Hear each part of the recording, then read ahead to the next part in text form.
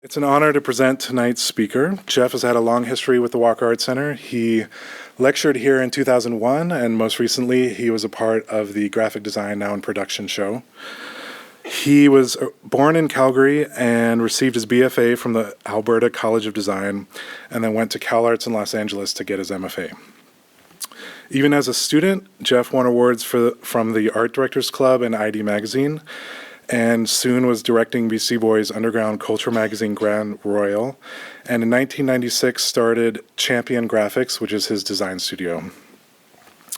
In 2004, he was featured in the exhibition Beautiful Losers, a show documenting the crossover between graphic arts, underground music, graffiti, and the contemporary art scene. Later, that exhibition became a book and a documentary, and it was this that helped to solidify Geoff's position as a leading figure in the realm of graphic culture. In 2005, he launched the skateboard company Solitary Arts, and in 2006, he started Pontiac Prints, his wallpaper and fabric company. He creates a wide spectrum of work, from t-shirt graphics to title graphics, animations to posters, working for clients such as Nike, ESPN, X-Girl, Vans, MTV, New York Times. But regardless of what medium or client he is working for, his images are always recognizable. His work has been an inspiration to both designers and artists around the world, and his work has been shown in numerous galleries and exhibitions from Tokyo to London to Paris and more. Tonight, we're especially happy to have Geoff with us to celebrate the installation of his 1,300-foot-long mural that's surrounding the Walker. The fence will be completed next week, and it's going to wrap from Hennepin around Vineland into our entryway, all around back behind the Walker, if you can imagine. So this is a really long fence that he's designed.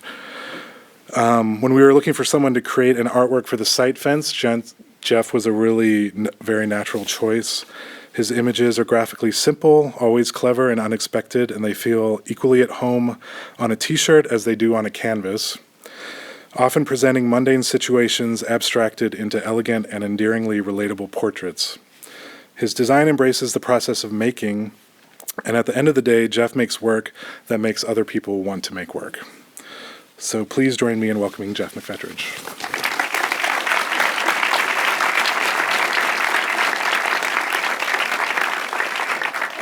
Thank you. A nice introduction, and I'm happy to be here, and it's kind of amazing that I just found out like a half hour ago it was going to be simulcast or whatever. So that's, I guess, really cool. But you know, usually you think, oh well, at least it's just like a couple hundred people. Can't say that. Oh, see, now this is halfway through all thousands of people saw that. That's wrong. Okay. Anyway, thanks for coming. So what I'm gonna be talking about, I'm gonna be showing a bunch of work and some old work and some new work, and it's always, you know, I think it's always a struggle for any designer or artist to figure out what to show, and I think part of what interests me is what I decide to show, and very often it's kind of like little things or sketches or small kind of pieces that I find interesting, and I think partially that's because like I'm always trying to, the reality of like all the different things I make and the projects I take on, they're just kind of about taking on projects that will inspire me, that will kind of lead to new projects, and those aren't necessarily like the biggest things or maybe the most impressive things that I do, but they're things that are, you know, some of the stuff I want to show is stuff that's important to me and the stuff that keeps me motivated. And I think that for me, talking about my work and doing the work, I think it's, you know, I'm always in a dialogue with myself, and I'm always, you know, there's things you say to yourself that are true and they're not true. There's things that are kind of motivational, and then there's things that are, you know, that you kind of say to yourself that you hope are true, that will lead you to do more work.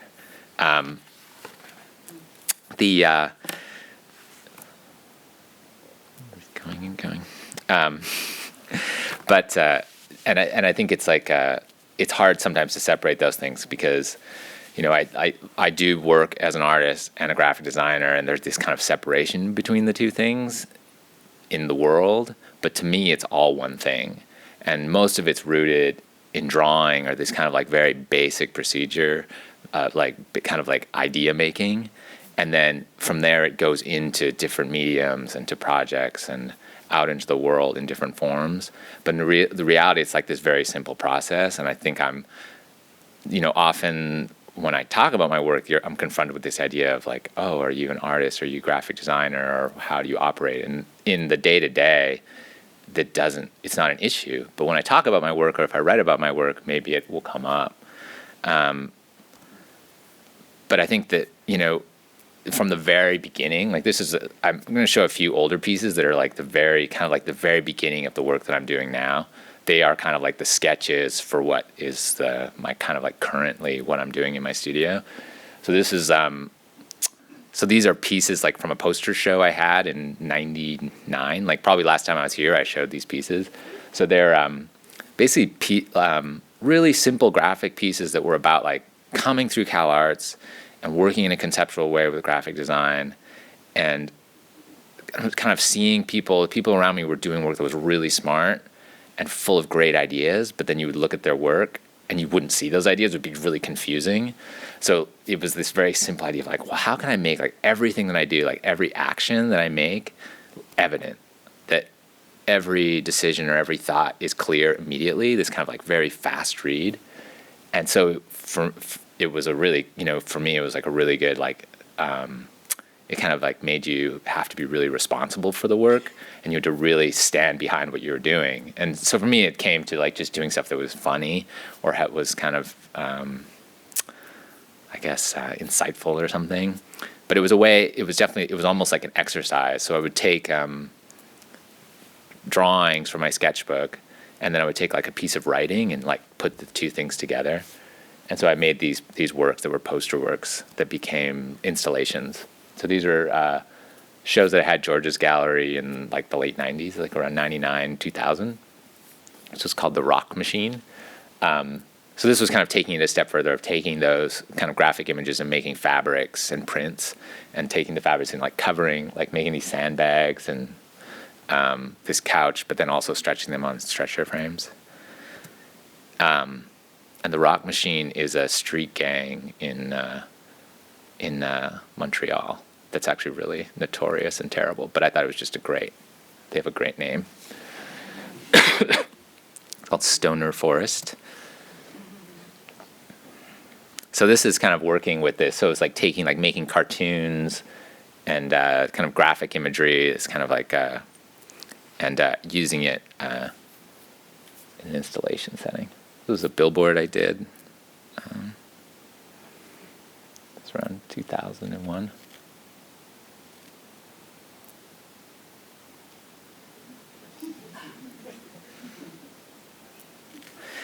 So it was just kind of about like taking imagery that was and treating it, that the idea was like I would refine the imagery, use a design process to refine imagery to the point that it looked found. So it was taking, using kind of a graphic process and sketching and drawing and then coming up with graphics and then refining to the point that they became anonymous. And at the time I was really interested in making work that was screen printed, that was like, I never touched it. That at some point it would like leave my hands and be printed, or I would print it, or I would create it in a kind of mechanized way that then it would, that appear like mass-produced. But all the work, none of it was mass-produced. It was all kind of made by hand in some way, or silkscreened or printed in some way in very small amounts. So kind of using design, but like taking the purpose of design and switching it to be this very kind of like very personal pursuit. So this is like a 1,000-foot print, this really big roll. I found the biggest roll of paper I could find and printed it in my studio. And then it ran along the front of the gallery in a kind of a wave. And then at the end, it turned into this big ball that I just scrunched it all up. And it was all silkscreen. And that was at the Mew Gallery in Eindhoven. And then one of the, if you go back, like that book there, that was actually like a secret door. So that you came to the gallery and you think like, oh, the show's just this big poster. And you look at it, but then if you found the secret door, you would go into a tunnel that was full of, there was a painted tunnel, and then you would go into a room that wasn't this room, but it was like this room. That was all a hand-painted room of these graphic paintings. And then it would go into a whole other room. So I don't know if anybody came to the gallery and missed the secret room, but it would be kind of cool if they did. So this is a show at Red Cat, curated by the Walkers' Clara Kim when she was at the Red Cat in Los Angeles. So this is kind of going through like kind of a fast forward, like kind of history of shows and the work I was doing. So this was like the printed work, the kind of graphic work led to like doing the work as installations. And I was always trying to create, like the idea was to create these like immersive environments. So the very first shows I had, like that Rock Machine show, like I kept doing it and making more stuff and trying to make it look like the idea was that it looks like a trade show or something, but that if you walked in, you'd think, oh, it's a trade show for all these products. But then you'd realize like a conspiracy that they're all made by the same person, and it was kind of maniacal. And so, to me, that what was interesting about that is like this immersive experience where you kind of start noticing the details and the repetition and like the story that's being told through graphics and patterns and wallpaper in ways that you don't expect to see. Like a story or someone's personal thoughts, like a kind of like a logo that makes you feel sad, was the ideal. Because logos are always like about, it's like graphics. I think it's really interesting because graphics are really great for explaining the indescribable. Because you're a company and you don't even know what the company does, but they have a logo. And that's like, I think that's like the magic of graphics, that they're used for all the indescribable things that are like in between. Like you don't need to know what a company does for them to have a logo, and then to some designer to come up with like an identity that like represents what they do or who they are. And so for me, it was like, oh, why do graphics have to be used for commerce and marketing and for kind of corporate identity? Can they be used for like personal identity? Can they be used to express things like sadness, emotions, or kind of for me, it was like these, very personal thoughts, but not necessarily like personal expression, but thoughts. These kind of like thoughts that are really, for me, like I think that are indescribable. They're indescribable with language, but describable for me with images. So it's an installation at the Seattle Art Museum Seattle Sculpture Pavilion, the Olympic Sculpture Park Pavilion. So these are all, so this is kind of this fetish of the machine made, that it's meant to look like printed on paper, but those are all, so it's all plywood panels that I molded, kind of the way skateboards are made to make the kicktails. So you make a mold and you press it and it holds a shape with layers of plywood. So it's plywood that's all hand painted, but all done with stencils and tape to make it look very mechanized. But then when you get close up, that it all is kind of handmade. So it's the idea that there is this, like your relationship changes from a distance to getting close up, which is something I'm also, it's all comes from graphics. And my personal history is I went to, like when I did my undergrad, which was in Alberta, it was in 92 or 93. And so it was right at the time when the computer was coming out. And so in my school, like there was the day that the computers arrived, and it was like my first year of, it was in commercial art. And so the students were learning the computers at the same time as the instructors were kind of adopting them. So, but we were still getting this kind of like Basel-based, this kind of hand-done graphics. So it was basically technology from the previous 50 years. How people made graphics was how I learned to make graphics. But at the same time, I would go home and I had a computer and I would do stuff on the computer. So I was really lucky kind of to have both worlds. And then I went to Cal Arts, which was a really advanced, and still is, a really great graduate program, but that's very project-based. And it was about kind of making conceptual work, and I came out with like kind of this like design process. So I have these kind of different worlds that I kind of got the process and the kind of like idea making from Cal Arts, but I'm still rooted in the techniques of the previous kind of 50 years. So anyway, and so I have an interest in, so this is all hand painted, like it looks like it's spit out of a final printer or something. But to me, that all like so much of graphics is hand done, and so much in the world is hand done. Like silk screens, like T-shirts, mass-produced things, or someone pulled ink through a screen, and it keeps going from there. Like, and I think that's interesting. Like our relationship with made things, and how we assume there's machines that make stuff, but very often they're just made by hand. And then they're meant to appear like professional products, or quality things are like appear unhandmade. And so for me, I'm interested in that relationship. So this is a show in Italy. So it's a tower in the middle of a space. This is called Graphic Design World. So designers were invited to kind of do a space. So this was 2 years ago. So this is more recent. So this is kind of showing the progression of the installation. So this is very simple. These they were painted on the wall, these graphic paintings. So there's this tower in the middle with these girls in different states of kind of like surreal kind of undress. And you can kind of see there's like a door handle on the girl there. And then you can go in, and inside they wanted to show like some historical work. So inside were some of the work that was kind of similar to the Seattle Art Museum. And then this is this bench with these girls, these Mobius girls, sitting on it. And then you can sit there and you can read that book, but the book, inside the book is a little screen. So it looks like you're reading a book, but it's a little screen playing an animation that I did.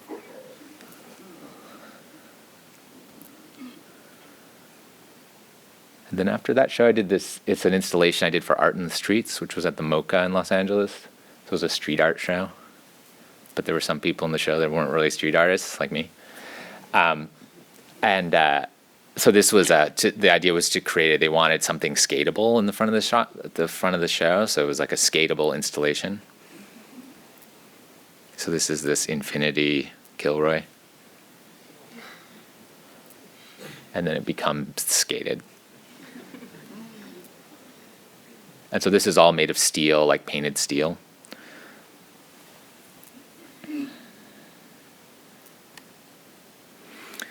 So, from the start, I guess it's like, so I'm showing that's kind of like a progression of some of the shows.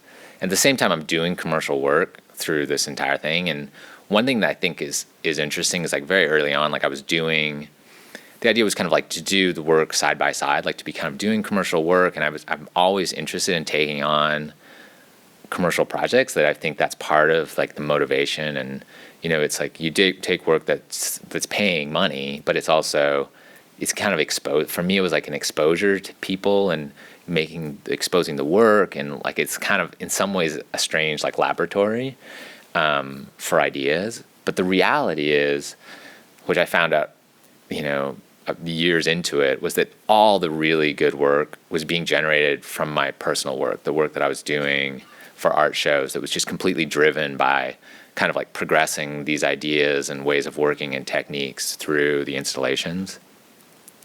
And then this is something for a magazine in Japan, but I think it's, I definitely, it's really good for me to kind of look back at work and see the progression and see where things come from, because it's through kind of like looking at old work that I kind of realize like how things progress. And I think it's realizing those, like when I was saying that there's like truths you tell yourself, and then there's like the true truths. And I think there's times I told myself that like the commercial work and the artwork were kind of equals, but it's really not true. That in reality, the work that I was doing as art shows really was progressing everything. And through that work, I would then apply it to client projects or projects. So this is kind of showing like life's path. This is collaboration, We're collaborating on a project. We'd love to do a collaboration with you. And you need to do a project for us. I'm like, sure. I've got an idea.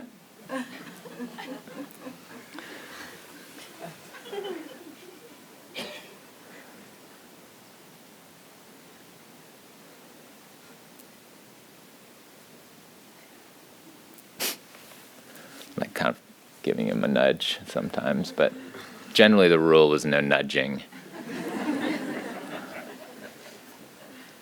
Like a true nature photographer, you know.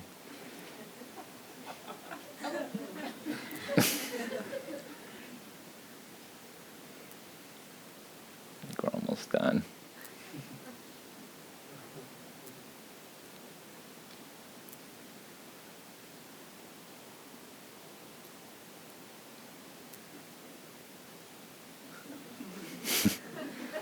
It's kind of like the perfect fitting ending, really.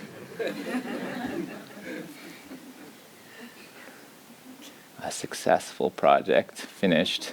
I think we get to pan out in a second. Oh.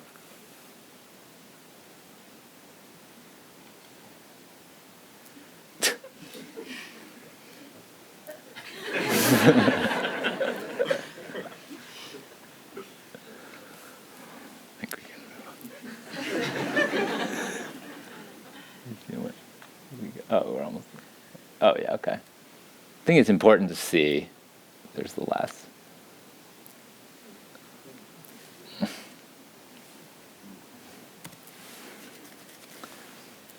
So speaking of collaborations, so these are the sketches for the fence. I thought it would show like kind of. This was, so I did probably, there's like 20 of these drawings, but I just showed some of them. This isn't all actually of the fence. But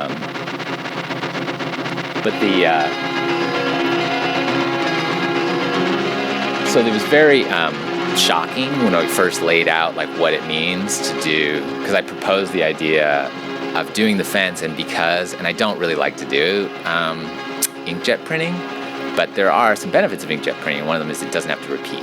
It can be every inch of the fence can be different because it's just, there's no film, you just print it out from a digital file.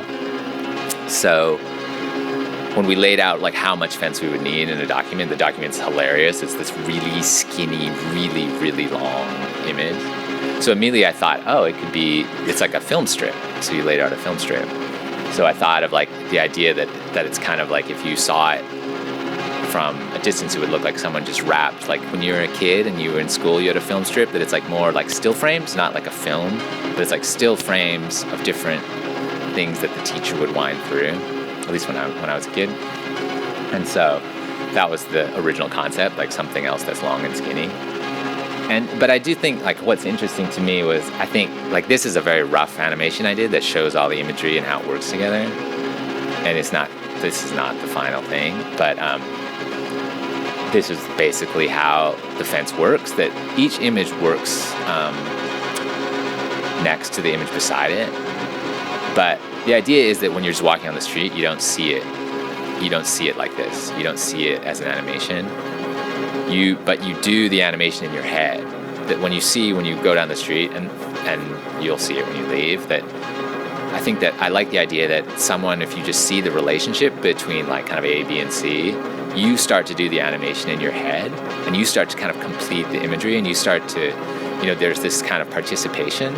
And that's kind of exactly the same thing like I did like with those very first pieces I did with the posters. So it's like a bear smoking a cigarette and drinking a drink with I'm Rocking on Your Dime, and you kind of complete that in your head. You take the text and you take the image and you kind of complete some thought, and then the things kind of like those pieces kind of were about that manipulation of where I'm kind of getting into your head, that I'm getting in there and I'm kind of doing a project in there, that I'm like piecing something together for you, and that it becomes like an exercise in creativity for the viewer, ideally.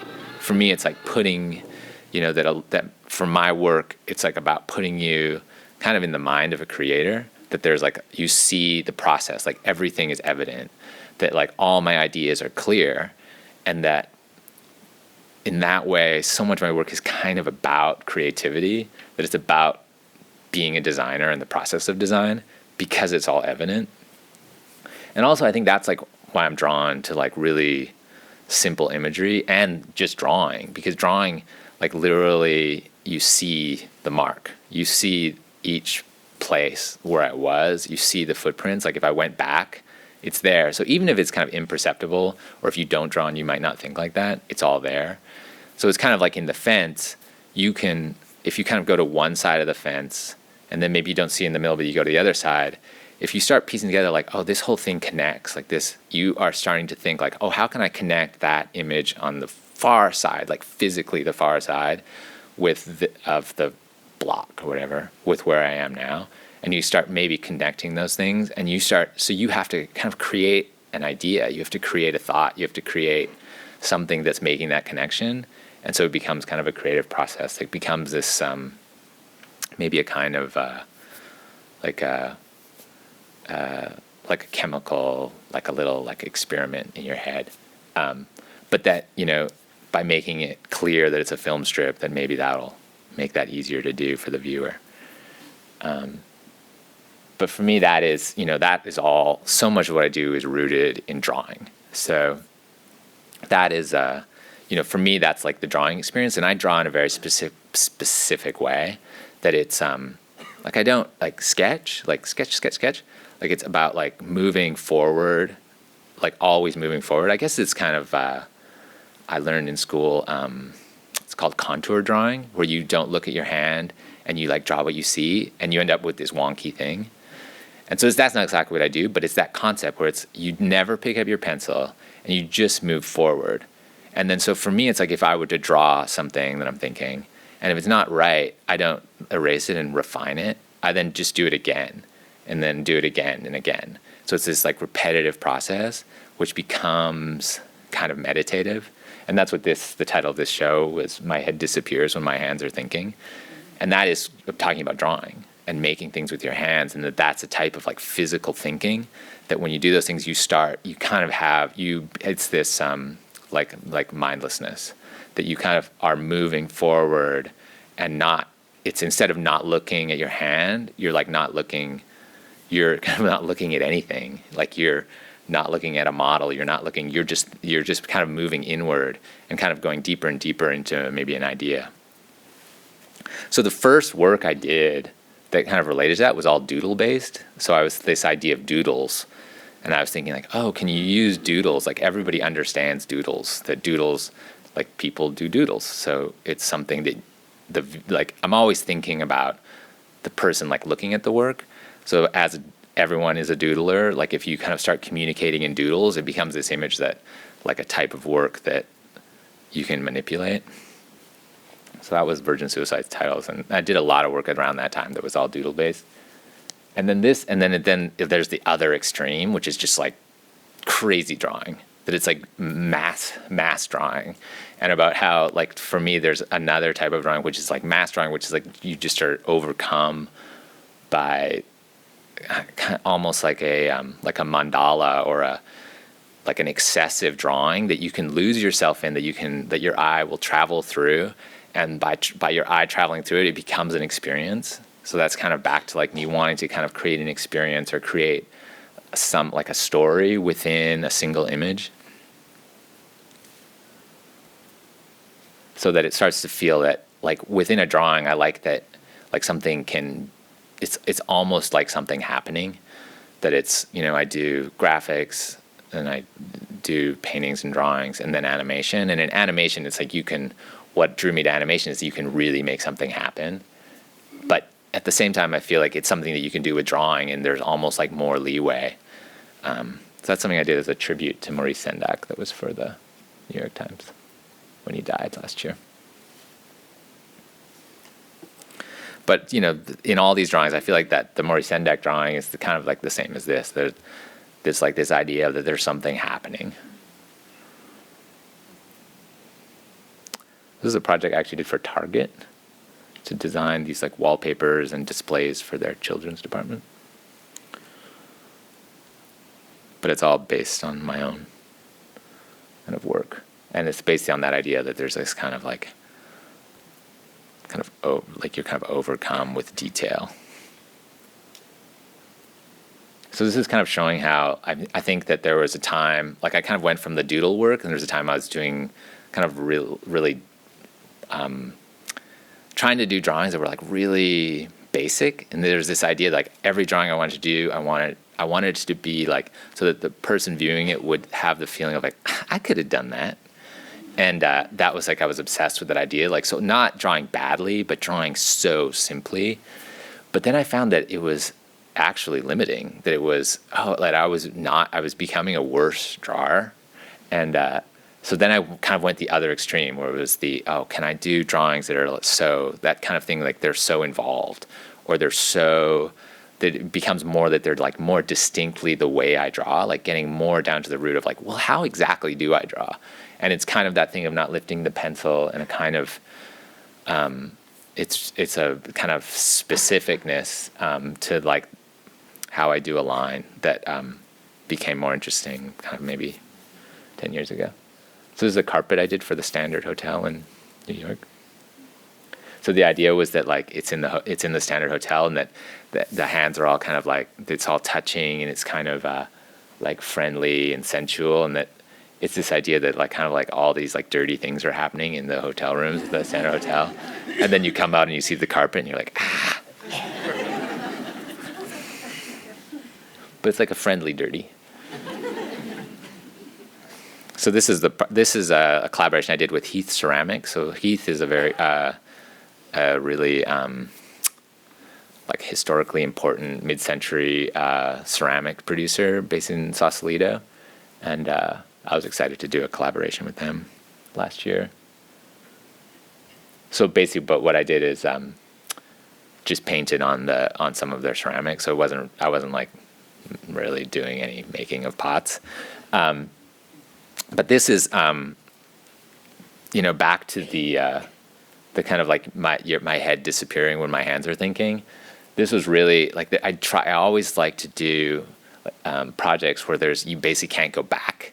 So this is like they cast these pots, and they're really beautiful pots and bowls, and then I was painting with glaze, and I wouldn't pencil them in. Like on that one picture, I gave myself a guide of that circle in pencil, but other than that, I would just like go, and then you can't erase. And I really like, for me, that's like kind of like forward motion, and that kind of commitment is another way to kind of like get to the mindlessness, and kind of you're totally committed to the process. And it was kind of, and I made tons and tons of these pots, so it was a really interesting process. So I also did these carved coins.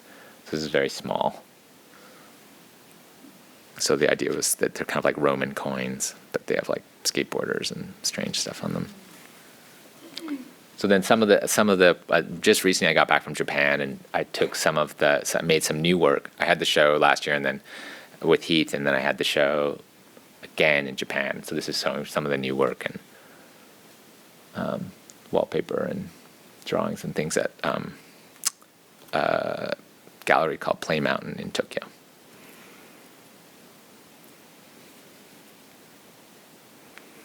And that's an image to kind of, this is like the feeling I get like doing work where there's like no reversal, that when you're like carving, you can't put it back.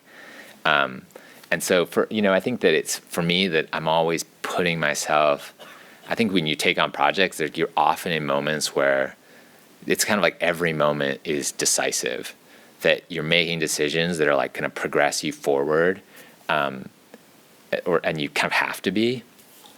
And so I'm always trying to put myself in situations that are almost like, I feel like it's almost like they're exercises in creativity, that it's like, so this is painting on a foam surfboard. So someone has shaped this beautiful surfboard, and then I get it, and then I'm painting on it with ink. So there's like no going back. And then I purposely don't sketch. Like there's that moment where I just fill my brush with ink, and I just start to paint. And then through this, like it became these like Eskimo people. So it became all Pacific Northwest themed surfboard.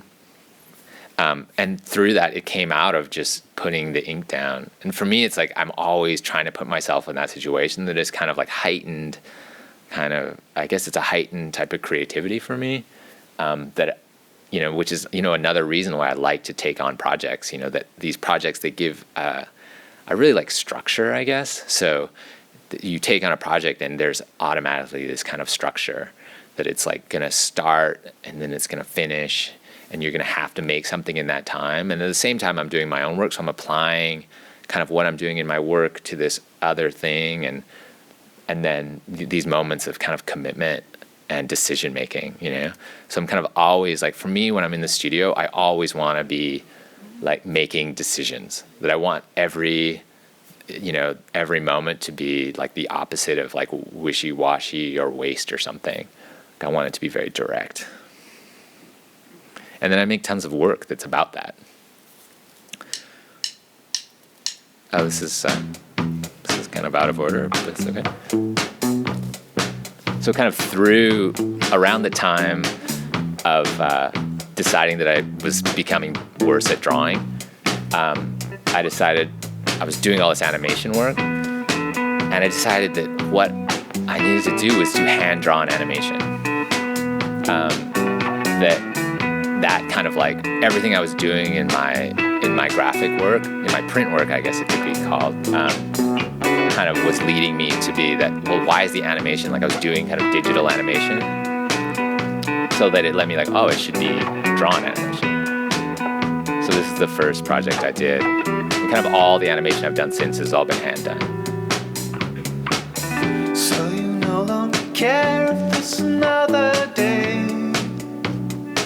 But I'm going to talk over this because I'm here. This isn't YouTube, so I'm just going to keep talking. But I do have an interesting story about this video, which is I got a new studio in the middle, so I did the animation. I was working with an animator, and I was drawing frames, and he was drawing frames, and we were drawing like crazy, and we had this huge pile of drawings. It's all pencil on paper. And so I moved into my new studio, and the studio was empty, and I just brought Golden Cage. So it was like it was an overflowing like box of drawings. So the drawings was a pile like that high of paper, and I left it on a table upstairs. And then that night it rained, and I was at home with my wife, and I was thinking, I should check the new studio to see if the roof leaks, because it never rains in Los Angeles. I'm based in Los Angeles. And so I go, and I'm downstairs, and I'm like, oh, there's a pool of water. But I was downstairs. So I'm like, oh, there must be a big pool upstairs if there's a pool of water downstairs. And I go upstairs, and the only place the roof leaked was directly over Golden Cage. And so Golden Cage was like a baklava. It was a solid piece of like a lump. So immediately my wife's like, don't worry. And so my wife and my daughter, we took all the drawings and we laid them, because the studio was empty and it's 2 stories. And we took all of Golden Cage and laid it out everywhere in the studio, everywhere. And it filled every surface. And then it dried out. And then my wife took it home and ironed every one of them. But what's amazing, and this is why I always like I do everything in pencil, because pencil is incredible. Like, so this was like they were saturated with water, but pencil is totally waterproof. You can iron it, and so sometimes you see a little bit of like gray in the paper. But then at the same time, what was really funny, I was like, oh, we saved it. But then I kept working on the video, and that had ended up being like I had to do like 4 more piles like that. Like, it ended up being so many more drawings. But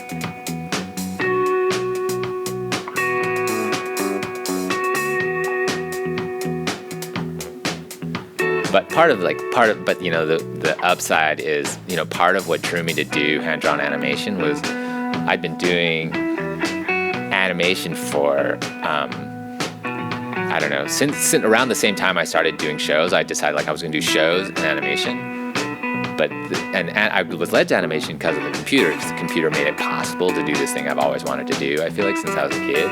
But at the same time, you're kind of left, it's that digital world that I just kind of like fight against, that there's nothing physical, and you can do a project and it just is data and it's files and nothing kind of happens. And so it was kind of like about like, if I can do something hand done, like there is that pile of drawings, there is something physical, and there is the kind of there's the consequence of like everything you do is moving forward. And it was kind of everything that I was doing in my work I wanted to apply to doing the animation.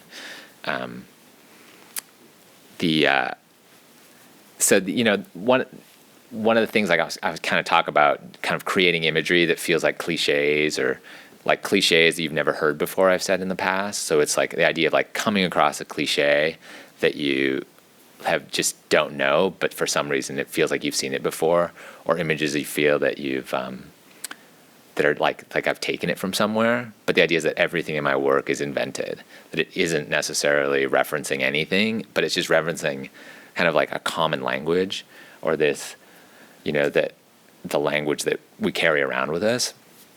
And I think that's like, for me, that like one of the ideals would be like to create, like, it's like creating a logo that makes you cry. It's also like if I was to stand in front of you with my arms out and you were to look at me and go, t, that it's like, t, and that if I was like standing next to a pyramid, it would be at, that the triangle becomes like an A and I become a T. And that doesn't happen.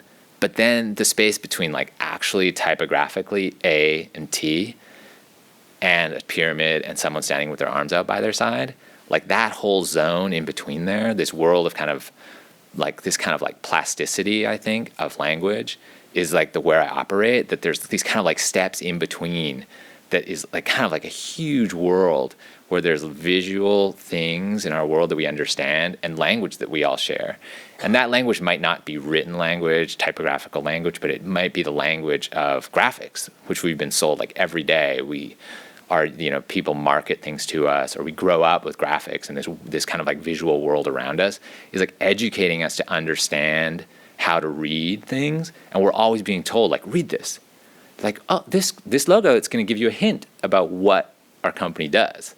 So for me, like, I kind of like prey on this like understanding that we have of graphics and of this visual language, which this piece is actually not about that at all.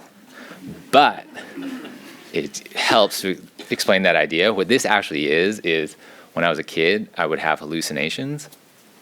And one of the hallucinations I had was that I was a T. And so I went, and I was like a kid, I was like 12 years old, and I went to my mom, and I think I had my arms out. I said, I'm a T. And it's kind of like going up to your parents. It was like I was terrified. So I know that feeling of like being a T, and it's not like it was a nightmare. But I think that like those, like that, I think I experienced it. So,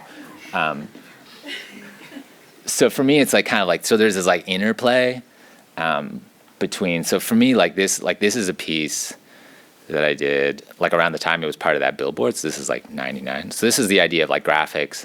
And as much as like I designed this, like it's like a child's chunky letters or something, but really the image is the writing. So it's like words as graphics, but the graphics of this is, to me, is like unimportant, And so, you see things like, I think it's like, I really, it's like you look at the work of Experimental Jet Set and they use Helvetica, and it's like there's this, I feel like that I relate to designers who use Helvetica as like no font. And I think they're talking about a lot of other things when they're using Helvetica, but very often when I use Helvetica or Accidents Grotesque, it's like, it's about like the no font, so that I can just say, like, let me just say this. Then let's not talk about how I'm saying it.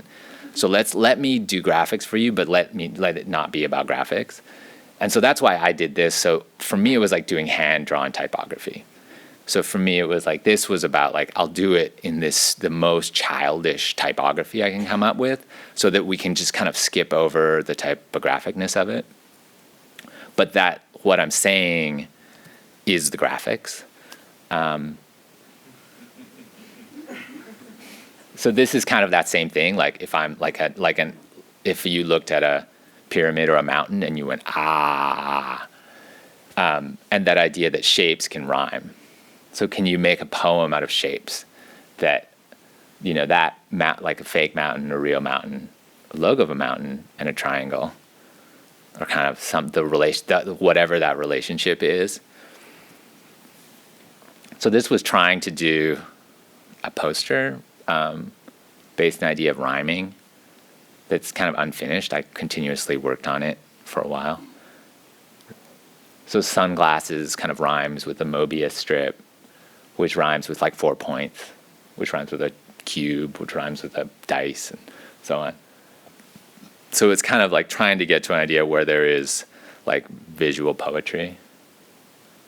This is a weirdly low resolution. So this was a painting I did that was, like, the idea was thinking about where, so the thing I wrote that I wanted to be a poster and that I could say, or, so it's like I come up with like a thought and I'll write it to remind myself what it is so I don't lose it.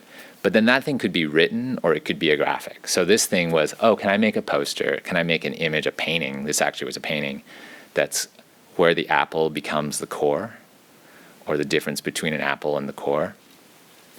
And so that was the thought. And then I was kind of like doing, like, how do I do a graphic about that? Because it is like, at what point when you're eating apple, like you get all the way around and is it a core? Or like do you keep going deeper and digging in and then it's a core? And that for me was talking about that distance in language, like the kind of gaps between language, that we have language. We have like art, graphic design, and then there's like the whole, whatever that territory is, or in between words or people or ideas, and it's about these kind of relationships. And, this is all kind of talking about like poetry and visual poetry. So this is a piece I did that's kind of about the difference between poetry. So this is like poetry and graphics. And that's poetry and graphics. And then poetry, graphics, poetry, graphics.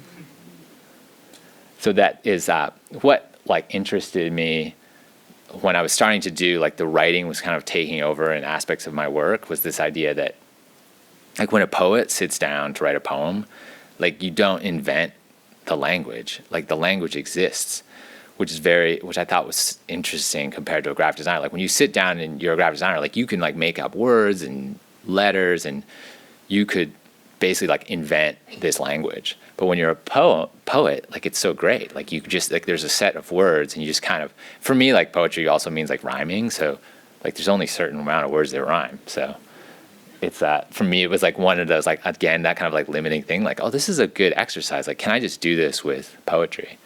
But this, I did do a graphic for it, so it's kind of cheating. So it looks like a smile if you turn up both ends, push on it hard, and it eventually bends. The corners stand up as if trying to meet, like soldiers on duty, except when you eat. But what's important about smiles is what goes on underneath. Don't turn your back on a smile, because all smiles have teeth. So that was, I was actually, like, doing a poster, and I was like, can I write a poem about what I'm trying to, like, do with this, like, graphic? And so this was, I got asked to do packaging for these toys I designed. So I was like, oh, the packaging will be a poem. It's surprising how much in the world seems to be in colors and shapes that are agreeing with me. If you ask some people agree. Like your shirt says yes and mine says we. Like if I were a ghost and all around me were people in sheets with 2 holes cut to see. So it's kind of talking about t-shirts, actually. So it's a poem about t-shirts. And then this is my friend of mine, Erland, who did the song Golden Cage with his band Whitest Boy Alive. Made a song out of the poem that I did.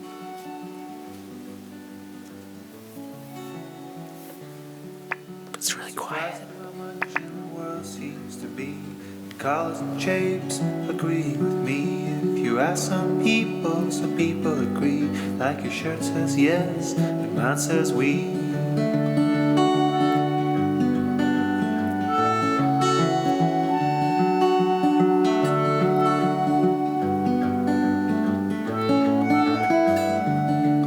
Like a power ghost and all around me, people in sheets with 2 holes cut to see.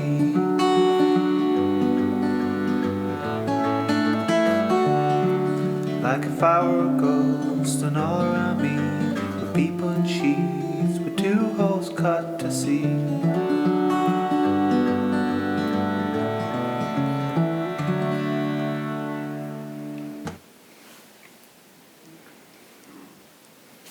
So I like the idea of kind of like graphics disappearing from my work, but at the same time, like I'm doing graphics all the time.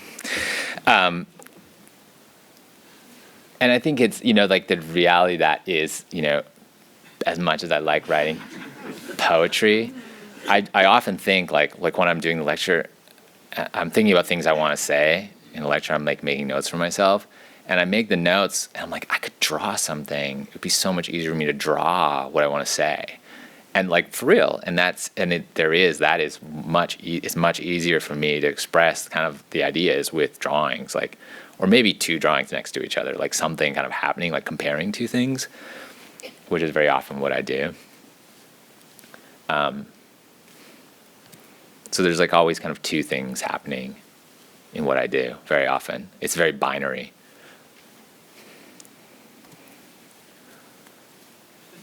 So that's the trick. You just need like two things happening.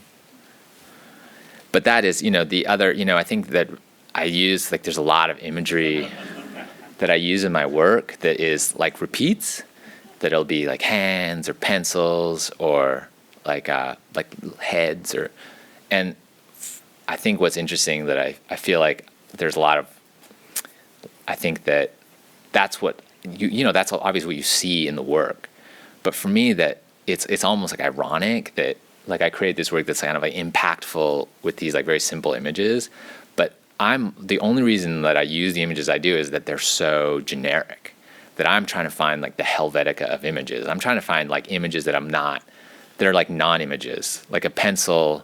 Like using a graphic with pencils is like this kind of cliche that it's like I used to joke about, like creativity, like if you're like talking about creativity, it's like a pencil, like thinking. And so like I liked that, like that it's such a cliche that you could then, we can just totally ignore the fact that he's using a pencil. Like what is he talking about? And which is the same as like hands or eyes or heads or these things that I use in my work, that it's all inconsequential, that it all is actually like in service kind of to the ideas or kind of what I'm making with them, and like kind of how I'm tweaking them.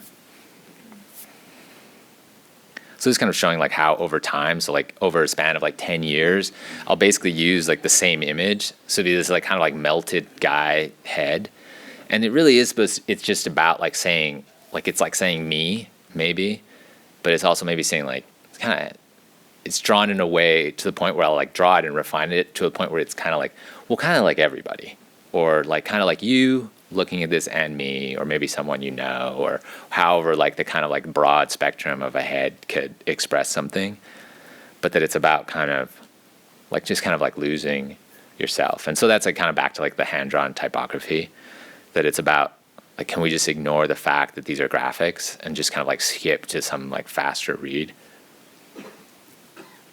So these are things I did for Where the Wild Things Are, the Spike Jonze's film.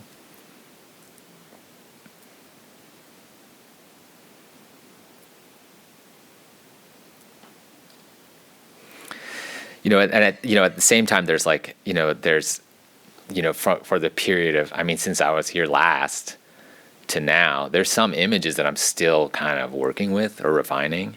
So this is a painting I did last year. But I think it's funny, like, that I went back in time and I found probably 10 of these drawings. Like, I didn't really realize it, but probably more than 10. It goes back like 3 years of drawing a hand holding a glass of water.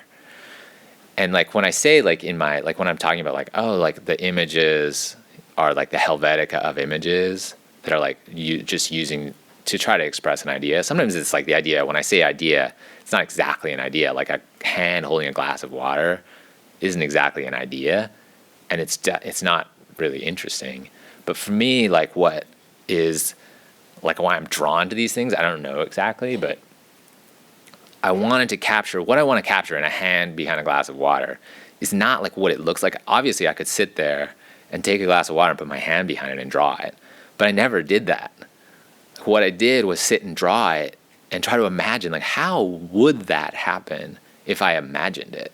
And so, like, I'm trying to tap into some, like, zeitgeist idea of, like, if my image, like, my understanding of a glass and how it would distort a hand and how it would refract and bend the fingers as they come out the other side, like, maybe that's something, like, I would share with the person viewing this glass, and then there would be this connection. So it's kind of like this portal into someone's mind, that we both would have the same misconception of how a glass of water distorts a hand. So I just filmed this like to see, like I'd never done it before. So it's different, and it gets lighter, not darker, and there's none of that gradation. But to me, what's interesting is that it's not exactly what happens to a glass of water, but it's like it's about this kind of plausibility and that like manipulation. So like graphics are, when you're doing stuff graphically, I feel like it's announcing like that is like, it is our halfway, like our culture's halfway point between saying something and being maybe abstract. So when you see something graphic, you kind of are, it's kind of like your receptors, your like readers turn on.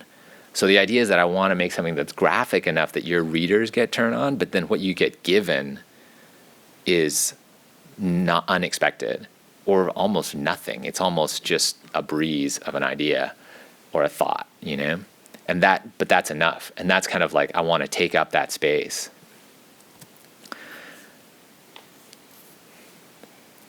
So these are showing like a series of drawings and like how something kind of evolves in my work. So I start with a drawing and think like, oh, how can I incorporate that into something like a piece, like something separate from that drawing? Like I just did the drawing out of nowhere, just these people. And then incorporated it into that installation. But then I was thinking like, how can I do the same thing but without language? And then doing it on a larger scale.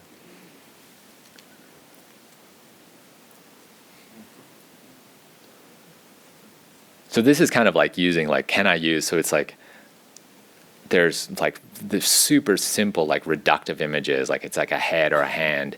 And then my idea like behind doing these kind of like really involved drawings, so it becomes like an array.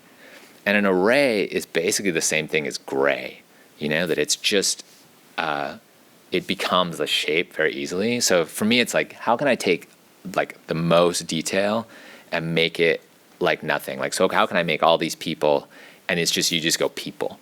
And maybe you can go face to face and like pick things out, and that's kind of like an exercise. So that's became wallpaper. But in reality, it's about it like everybody disappearing, like everybody's kind of defeated by this image, and that's kind of like the face. Like everyone's expression is this kind of like defeated expression, and that's the kind of like you're reduced. You know, you are the mass, and your relationship to the person next to you is like redundant. It's like about the kind of your like the viewer and your relationship with each of these individuals, but that you're just taking them, in reality, you're just taking it on in mass. You're just taking the mass as one thing, and there's no individual. So then I got asked to do a beer bottle design last year, so it's people, more people, backs of people. So it's this kind of like it's kind of like this excessive just doing it over and over. And this I thought was interesting. I went to find the original. I felt like, oh, I had done this before. Like, so this was 96. So I tried to find the original drawing that I did. There was like a bunch of people. And it's a little bit different, like the scale change, but it's basically the same thing. And the one guy with his arms up. And so it's like showing how like over time, like I'll just like rehash the same thought, the same idea, and kind of refine it.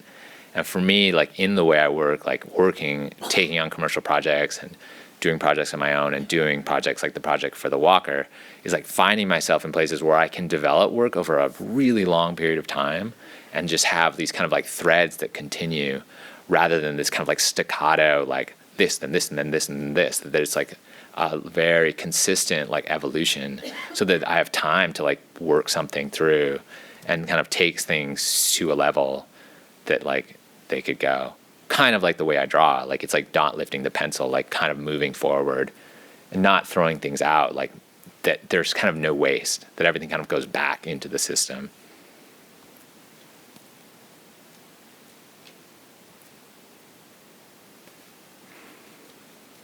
So this is, I got asked by Nike to do a shoe as a fundraiser for the Mocha.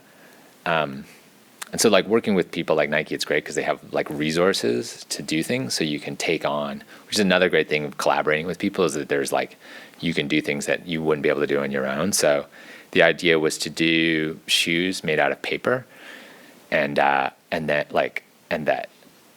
the paper, each piece of paper was an original drawing. And so that to make the shoe, you'd have to destroy the drawing, which I thought was really interesting. So you kind of take, like you're kind of wrecking something to make a shoe. And so it kind of talks about like the value of things, the value of a drawing over a value of a pair of Nikes. So these were all kind of done in one sitting. It's like stream of consciousness. And I think it's like, for me, it's like every project is a question. And the idea is to kind of respond. Like for me, like that moment when you respond to a project, it's about like, how can I like elevate the question? Like, how can I elevate the project to a point where it's like you're challenging yourself, but it's a challenge to the project. And I find that it's like, that's like how the best kind of projects are made. So this gave me like, so I knew like I had the room to basically do 80. I would have to do 80 of these paintings. Like they're large, they're about this big. So I knew that was like, oh, that's like, I'm going to produce something. Like I'm going to produce this massive kind of amount of drawings. It's not massive, but a lot of drawings.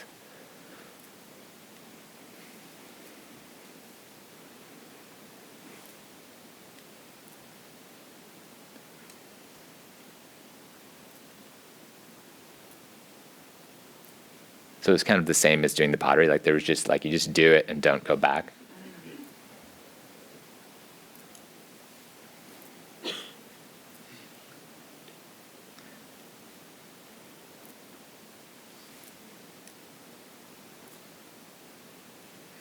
Outdoorsy.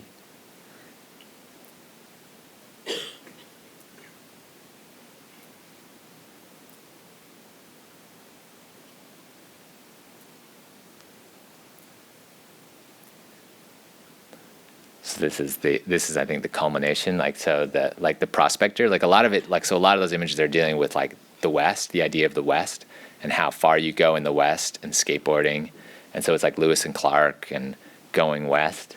And so this is like trading a skateboard with a native, bringing culture. So this is what the shoes looks like.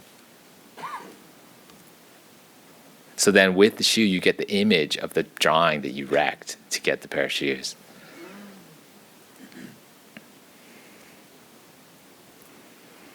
So the reality of that is kind of like that, like it's like taking a hold of the question, taking a hold of the project.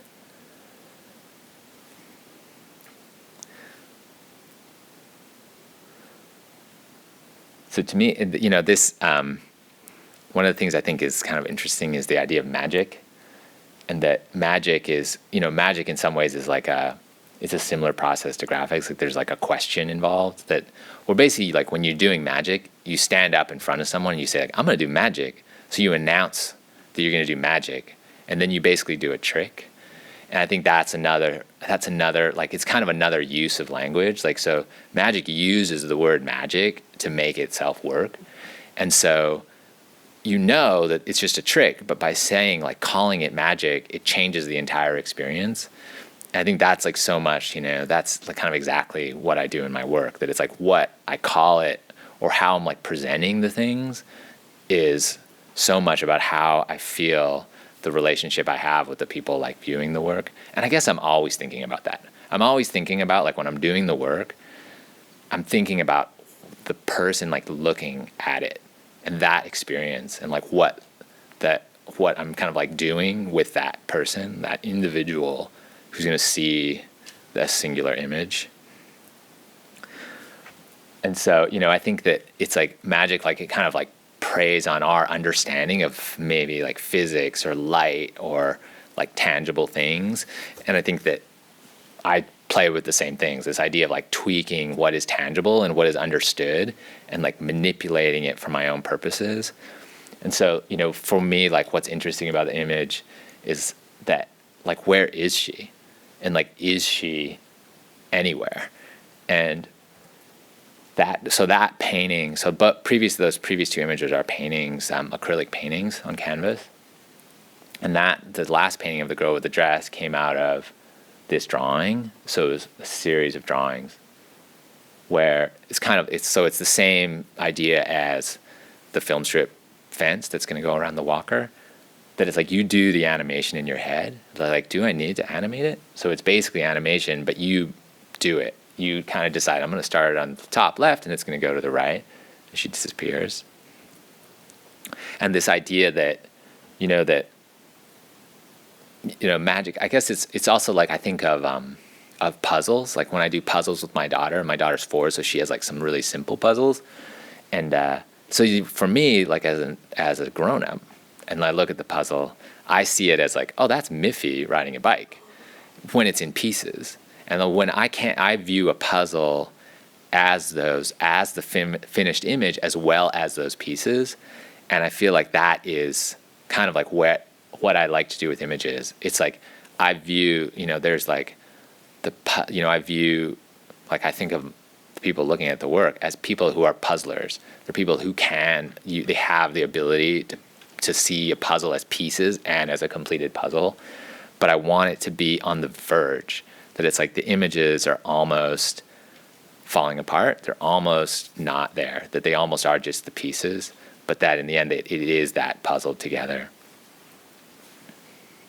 So this is kind of my most recent work, which are these paintings that I've been doing for the past 3 years.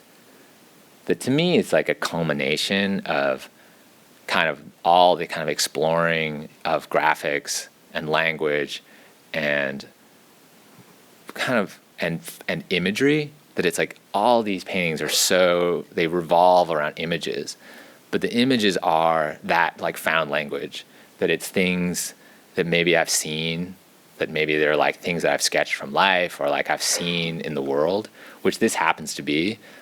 I saw like in the night, I saw like 2 people like go by doubling each other on bikes, but I didn't see them from above, and it doesn't really matter that I saw them, because for me, like all these images, like what's interesting about it is it's something that maybe you have seen, that like we've all seen in our world, that there's like a way, there's only a certain amount of ways that people can double each other on a bike. And so there's things that like assumptions you can make about this painting, that you can understand something like kind of out of frame, and that it helps you, it's like helps in that puzzling. So I feel like I'm looking for images in the world all the time, these kind of like things that exist that I can like take on as my own, that are, existing language that's kind of like lost or not being used.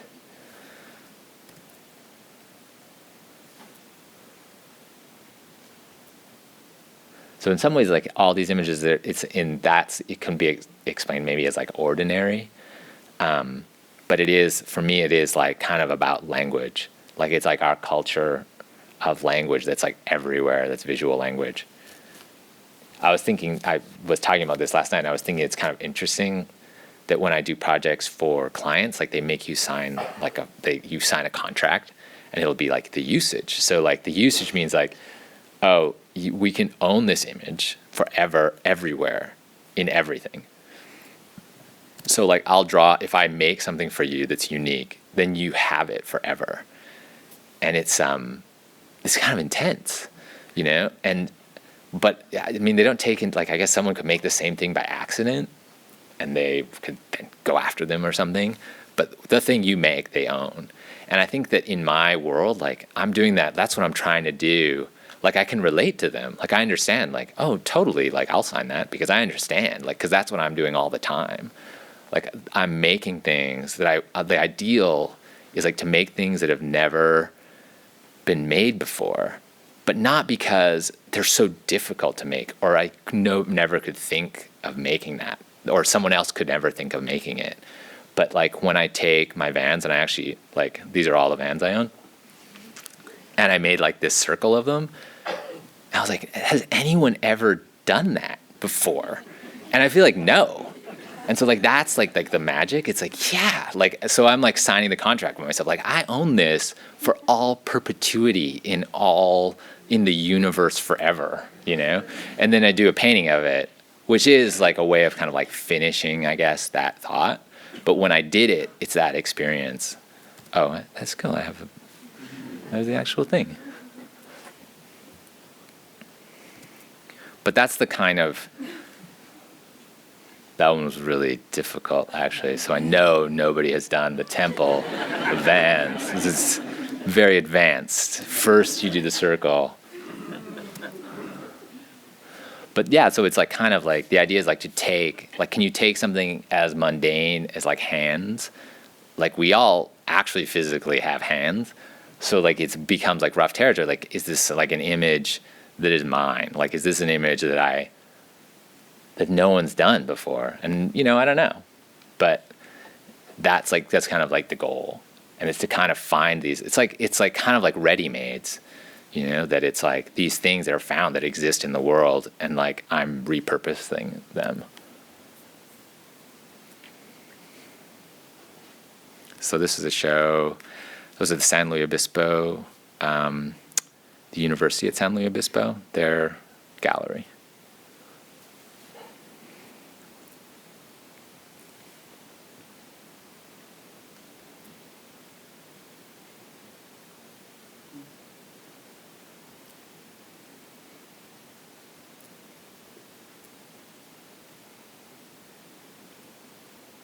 So some of the work was painted on the wall, and some of it was on canvases.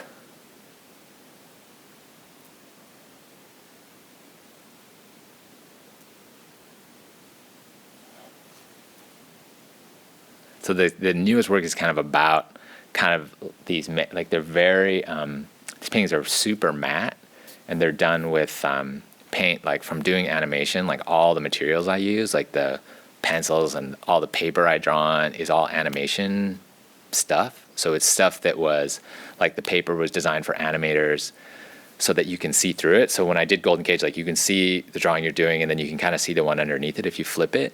So it's like semi-transparent and really smooth. So you can draw really fast. Like the smoother the paper, the faster you can draw. And then I use fairly hard pencils, just HB pencils. And then the paint I use is paint that is vinyl paint that is for painting on, like acrylic paint that's for painting on vinyl. So it sticks to vinyl, so they could do cells, but it's like really rich. And then a lot of the colors are, it's like the colors of like a Smurf. So it's like a Smurf, and then the other color will be like a Tweety Bird, because all the paint was made for Hanna-Barbera and Disney, and so they have this vast array of colors. But that it's kind of interesting, like where I am in Los Angeles, there's kind of all these resources. And one of the resources from doing the animation kind of like is led to like a whole other way of working. But that is kind of what this work is. It's about like how can like immersing myself in something super technical, and like doing the paintings is really challenging because I want to make it look basically like they're inkjet prints. Or silkscreens, I guess. So I want them to look so like to be printed, but that they are clearly done by hand. There would be no other way to do them. So that the kind of in person, the kind of technical, kind of how involved they are technically is part of the experience, which comes out of doing the installation work. So I was doing all those paintings on the wall and doing these like large installations. It was about kind of creating that immersive environment. And I was thinking like, what's another way to immerse people in the work that doesn't involve like physically like surrounding them with work? So the challenge, so I took that as a challenge, like can I make pieces that are standalone, that each piece has the value of something maybe that's immersive, but that it's just a single piece you can pick up and take off the wall, and it doesn't matter what's hanging next to it. So I did a painting that was done actually on cell vinyl to show like it in layers.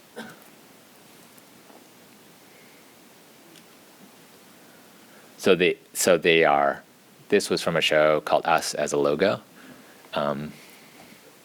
which kind of explains that painting.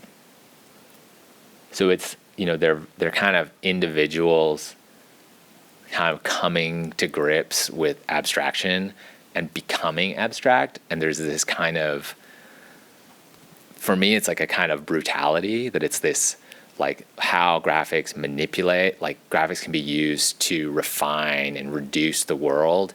And it is kind of relentless, and it's kind of like a singular, it's these design decisions. Like, oh, I'm going to take that out. We don't need that. Like, you don't need thumbs.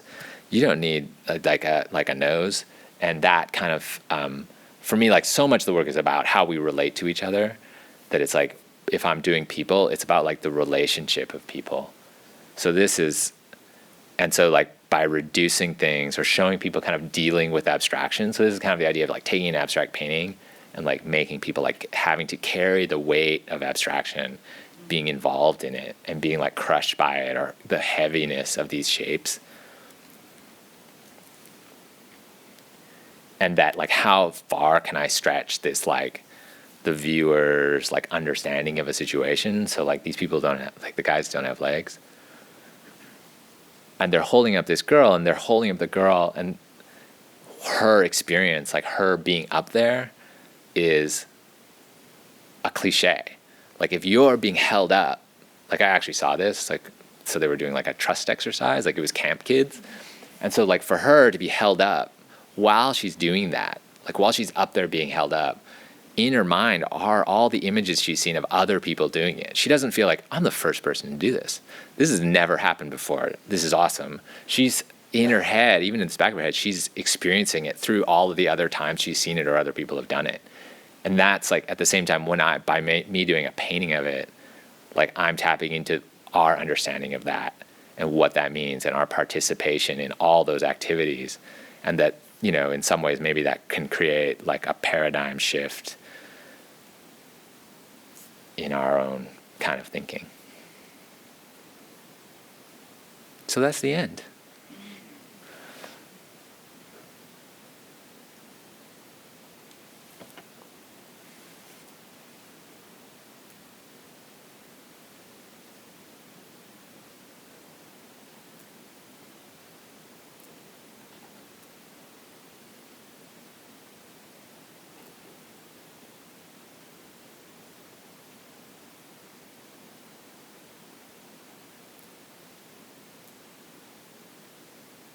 I also think it's interesting, all the years that I've drawn with Adobe Illustrator, which is a computer program, like I draw like a computer now. And like I truly do, like it's not, like I'm like line, circle, I'm totally trained.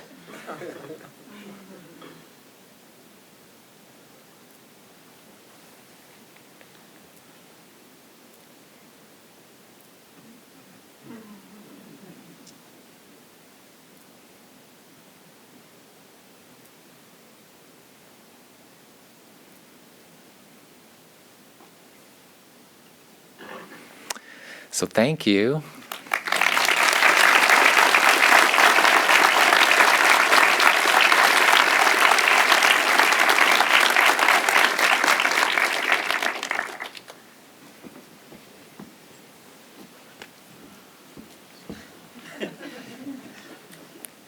And I guess I could answer questions.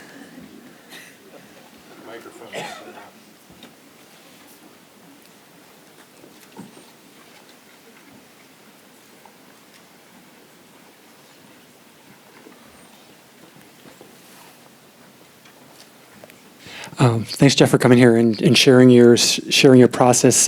It's nice to see you seem so open and so optimistic about everything that you do. And I would like to hear about a couple things. One is what it was like, whether growing up in Alberta influenced that at all, and also you're moving into the sort of the fine art world. How you sort of shape your process as it would appear in that sort of institutional context versus a more commercial or straight-ahead one-to-one context. A commercial. Oh, the difference between like showing the work in a gallery or showing it as like a, yeah. I mean, I think that what's most interesting is that there's so much overlap, that there's so much of the work kind of like bleeds into the other. But at the same time, I think that's also because of the types of projects I take on.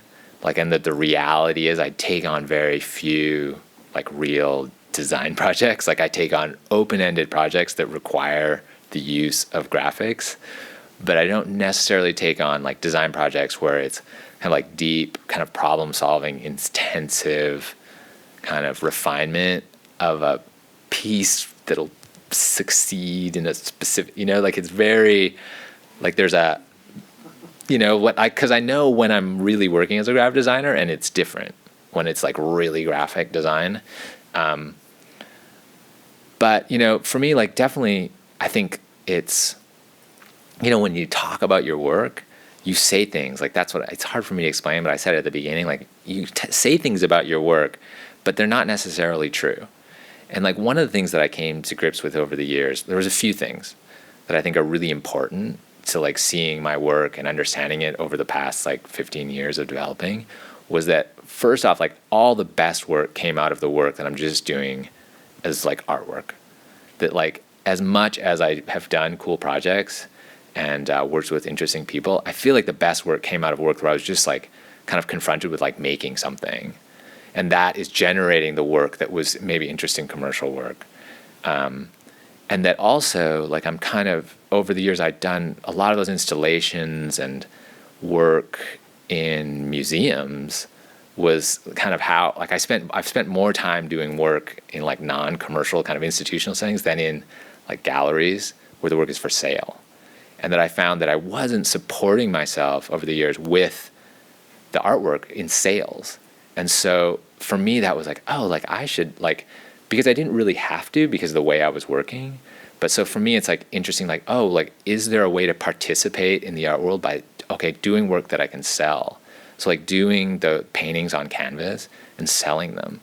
And like, what is that like totally kind of uncomfortable world of, okay, I'm just going to sell all this stuff and like see what happens from that. Because I wasn't really doing that. As much as I've been selling work this entire time, it wasn't like, I wasn't supporting myself with that artwork. Like if you do an installation where you just paint all the walls, there's nothing to sell, you know? So, but what I was coming out of that was work, like a ton of work. And I still would work the same way. I still would do it the same way, but that stuff wasn't for sale. So for me, those are like really important things that I'm kind of, so for me, like when you say like, oh, moving into the art world, I don't know, like nothing's really changing, but the fact that 3 years ago, I had a show where every painting could be taken off the wall and brought home by somebody for sale, you know, which hasn't been the case for a long time. Like I was doing prints and drawings, but not kind of in that kind of scale. So I don't know if that answers your question. But.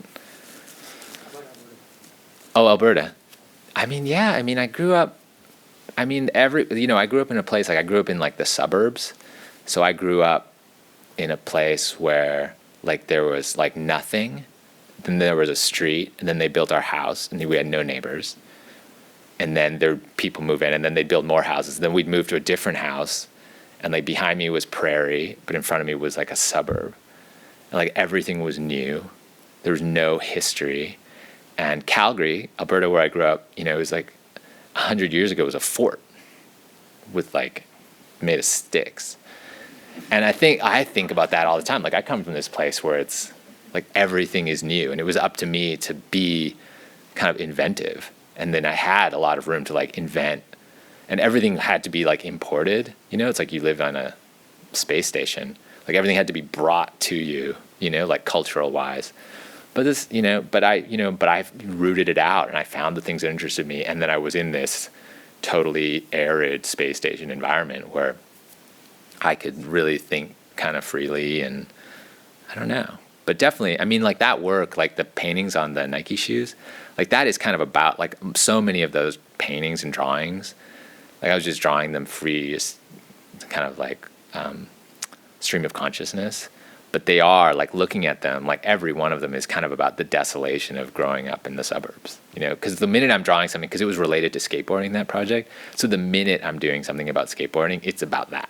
You know, when I do work that's about skateboarding, in reality, it's about, yeah, skating. But for me, it was about like the canvas, like the dirt roads that became paved roads, that became skatable, that then had curbs that we could skate. That was like, that my existence was invented out of the surroundings, you know, and that through skateboarding, I was also exposed to art and music and zines, and through zines, I discovered, oh, I don't want to make art. I want to make graphics. I want to move stuff around, and I want to make 100 of something.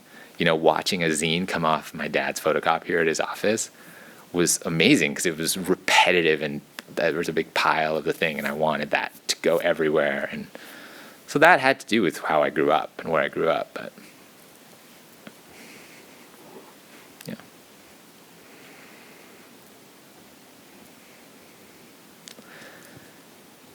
Doesn't any of like the kids from high school who are watching on Twitter have a question? Wouldn't that be awesome? I have a question.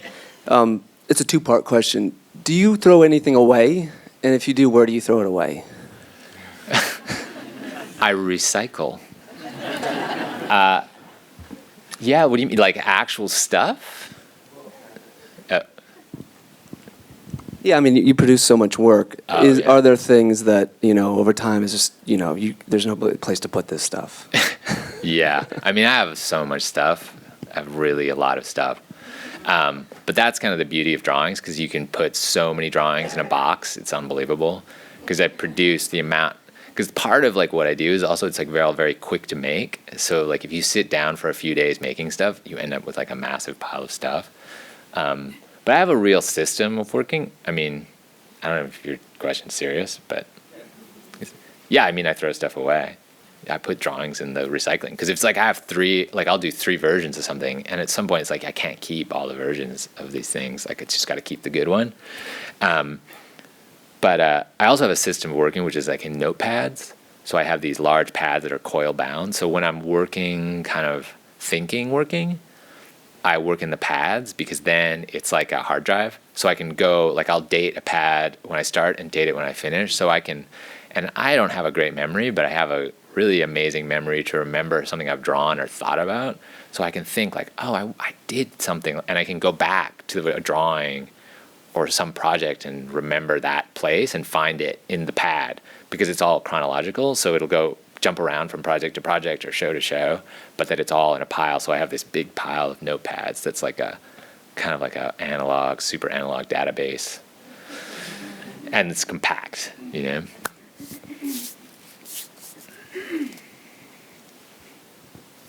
Hi, I'm wondering what you think about the word illustration. I noted that I didn't hear it, I don't think, throughout any of your remarks. Yeah, I And know, I just, I'm wondering what you think about that word and how it fits into the world of graphic design and what you do. Yeah, I mean, I got accepted to forgetting the name of it, school in New York for the illustration program. And at the time, like I was making snowboards and I was doing all kinds of work, and I wasn't really doing graphics. But I knew like, well, if I say I'm an illustrator, then I have to wait for some designer to hire me for a job. So like, why don't I be a designer and then I'll just do it?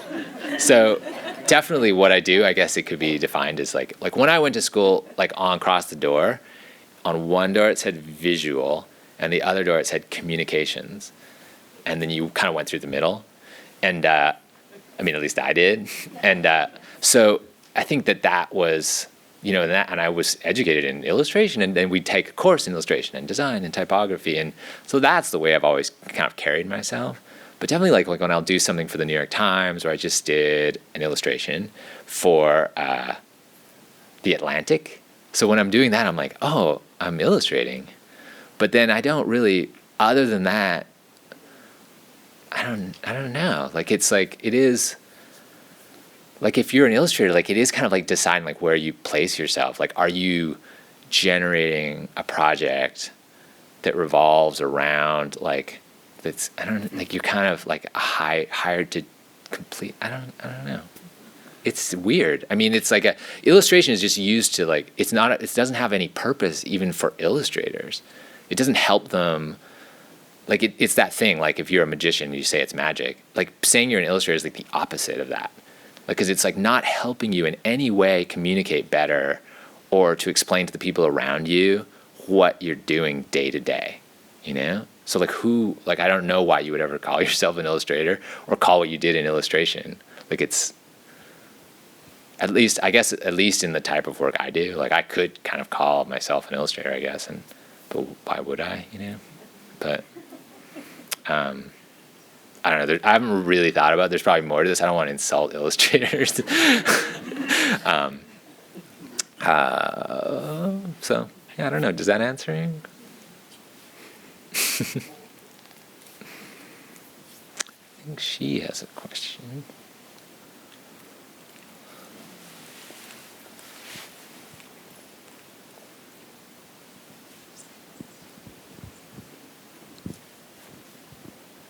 I was just wondering if you have any advice for any of the young student artists and designers in the room, and then also was wondering if you've always drawn so intuitively.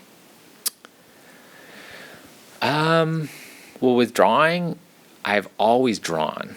But I think what's interesting to me is that I've never, even since I was a little kid, I drew for entertainment. So I drew to tell myself stories and like to make things happen. Like I would often get frustrated because I would draw with another kid and I'd look and they could really draw. Like I'd be like, you can draw a show. There's one moment where a friend of mine drew a Shogun warrior, like a Japanese robot guy. And I was thinking, that is awesome. I can't draw that. Because I would never, just like the hand in the water glass, I would never sit down and look at a Shogun and draw it. Like I just wouldn't do that. For me, it was like drawing was about like what can you imagine and drawing was about making things exist, like making things happen. So it was like play. So it's like I couldn't make a movie, but I could draw a movie. You know, like I came home from Star Wars and just drew my own Star Wars, which just involved like explosions and ships flying. Like it wasn't good. It wasn't like, oh, nice drawing of Darth Vader or something. It was like, no, I want there to be things happening in this. So that, I think, in retrospect, I think it's kind of interesting, like how I always viewed drawing, and that kind of led me to how I view drawing now. I don't use drawing for illustration. I use it for storytelling. No. And then for young students, I mean, for me, I mean, I can talk about like what I did, which was I was exposed to making stuff through skateboarding, like I was talking about in music and making zines. So I was always making things for the people directly around me. So it was kind of like always had to be responsible for like doing stuff that my friends would think was cool. And so like, and it involved like, and through like that world was very open to the idea of people like creating things and making zines and making stuff. And so then you had friends with bands, and I would do T-shirts for their band, and it led to more things. And those people, like I had a friend who became a professional snowboarder. So when he became a professional snowboarder, I did his graphic. And then those people wanted me to do all the graphics for all the snowboards. So it was this kind of like it grew organically out of like my direct interests, which is such a huge, like it was a huge benefit to me. Like it was always very clear what I wanted to be doing. And there was times I had to make decisions, like the decision to stop doing that and go to grad school was a really important one, because I kind of saw like, oh, I could just kind of keep doing this. Like I was working and supporting myself by doing graphics. But I kind of knew like, well, if I'm doing this now, like that's not going to work that long. Cause like 10 years from now, I'm going to probably be pretty bored of this. So that was the choice, to go to Cal Arts and kind of push myself. So I guess like, I think it's like, don't overlook like making stuff on a really small scale, you know? Like I think of it as building a treehouse. Like building a treehouse, like if you tried to plan a treehouse and like map it out, it's impossible. Like what you have to do is like look at the tree and put a stick in it and nail it to another stick and like nail that stick to another stick and like intuitively improvise a treehouse. And then you have a treehouse, and then amazingly so many treehouses are solid, you know, the treehouses that I've built. And that because you've engineered it in that moment. And I feel like that's like how I view things. Like don't make a big plan, you know, or be kind of too professional maybe or something. I have a question from Twitter. Cool. This one's coming from Napright in Raleigh, North Carolina. How did you get to the point where clients trust your imagination? Well, that's kind of like the trick, because definitely the work that I've always gotten was generated from doing it all kind of came out of the art shows. Like, it's a lot easier to kind of talk about the work that's very personal. And I found that clients, they're interested in you being invested in their project. They would like you to put as much into their project as you'd put into something you would make for yourself. So that's helped. And because I've just spent so much time like doing my own work, and that was the work that's like easier to talk about. I mean, it's the same way when I give a lecture, like I don't show, like I've got tons of projects that are commercial projects, and I don't show them, and not because I'm not proud of them, but just the stuff I like to talk about is the work I do for shows and that I make on my own. So it's always been that case. And when someone would write an article about a magazine article, when magazines existed, it would be about like the work I was doing, like the artwork.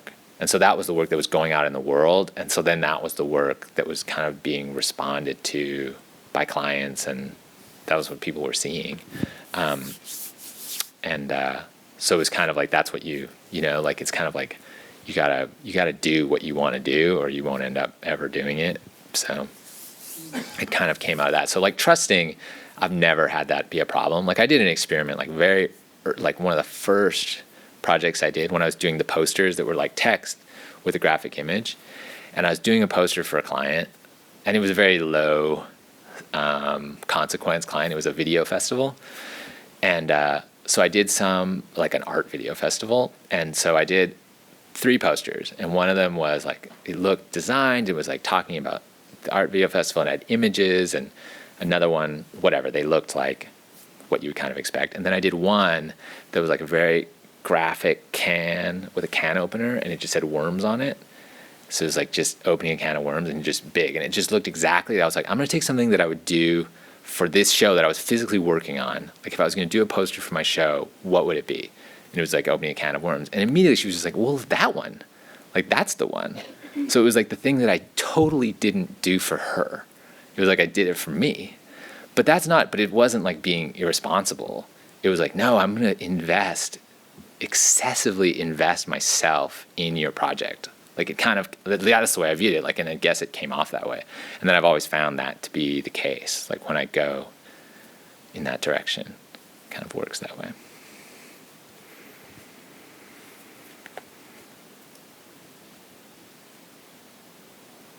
Well, at least we got one Twitter question.